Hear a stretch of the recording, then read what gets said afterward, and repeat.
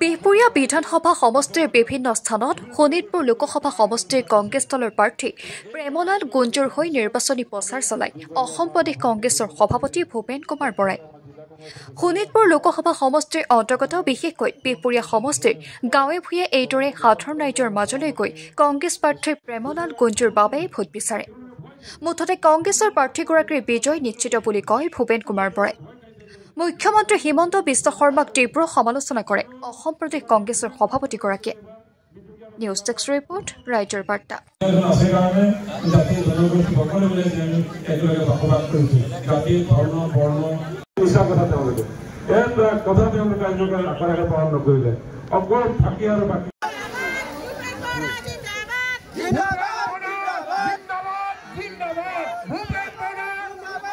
বিহপুৰীয়াৰ প্ৰত্যেকখন গাঁৱত প্ৰত্যেকটো চুবুৰীত যাব পাৰিব বুলি মই নাভাবো, কাৰণ তেজপুৰত প্ৰায় 20 লাখ আমাৰ সমষ্টিত প্ৰাৰ্থী প্ৰেমলাল গুঞ্জু ছাৰলৈ অভিনন্দন জনাইছোঁ।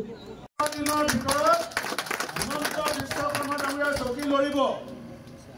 ইমান টকা লুটিছে, ইমান দুৰ্নীতি কৰিছে, ইমান ভ্ৰষ্টাচাৰ কৰিছে, এনেকুৱা মুখ্যমন্ত্ৰী বিজেপিও থাকিবলৈ নিদিয়ে।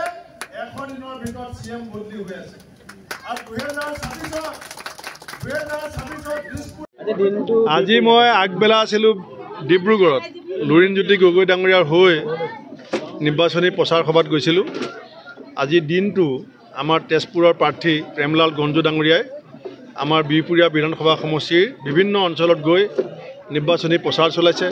মই তেখেতক কথা দিছিলোঁ যে পাছবেলাটো তেখেতৰ সৈতে থাকিম, আৰু আজি এতিয়ালৈকে আমি প্ৰায় 6খনমান মিটিং একেলগে কৰিছোঁ। আমি ডাঙৰকৈ গাড়ী মটৰ দি বিৰাট ডাঙৰ পেণ্ডেল ডাইচ বনাই পেলাই মিটিং পতা নাই। আমি পঞ্চায়ত ভিত্তিক বা মণ্ডল ভিত্তিক আমি ৰাইজক লগ পাবলৈ চেষ্টা কৰিছোঁ। আপোনালোকে দেখিছে যে আজি ৰাতিও এতিয়াও আৰু 2খন মিটিং আছে। ৰাইজে যিধৰণে সঁহাৰি দিছে, মোৰ দৃঢ় বিশ্বাস যে যোৱাবাৰ মই যিটো কাৰণত হাৰিছিলোঁ, ইয়াত ভোট বিভাজন হৈছিলে, বিজেপি বিৰোধী ভোটৰ বিভাজন হৈছিলে। ৰাইজৰ দলে ভোট পাইছিলে, আমাৰ অসম জাতীয় পৰিষদে ভোট পাইছিলে, বামপন্থী ভোট আছিলে। আমি সকলোৱে একলগ হৈছোঁ। দ্বিতীয়তে হিতাধিকাৰীসকলেও মোক কৈছে, বিহপুৰীয়াত যিখিনি মানুহ মই চিনি পাওঁ, মই তেওঁলোকক আজি সুধিছোঁ যে আপোনালোক যে বিজেপিৰ লগত মিটিঙে মাটাঙে যায়, ভোট কি কৰিব? তেতিয়া কৈছে বিজেপি মিটিঙত নগ'লে আমাৰ উপায় নাই, যদি আমি মিটিঙত নাযাওঁ আঁচনি কাটি দিম বুলি ভয় খুৱায়।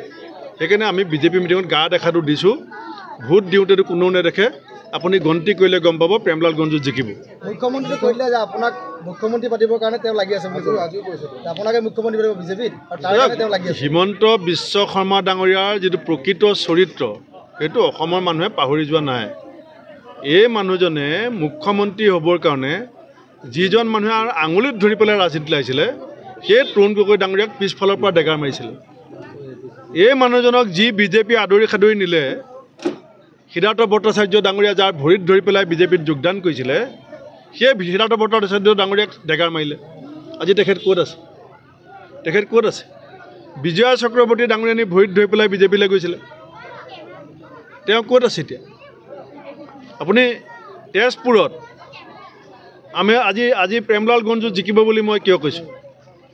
সমগ্ৰ ইয়াত যি প্ৰায় 5 লাখ চাহ শ্ৰমিকৰ ভোট আছে, তেওঁলোকে ভাবিছিলে এইবাৰ আগৰ যিজন MP, কি নাম আছিলে, পল্লৱ লোচন দাসে টিকেট পাব।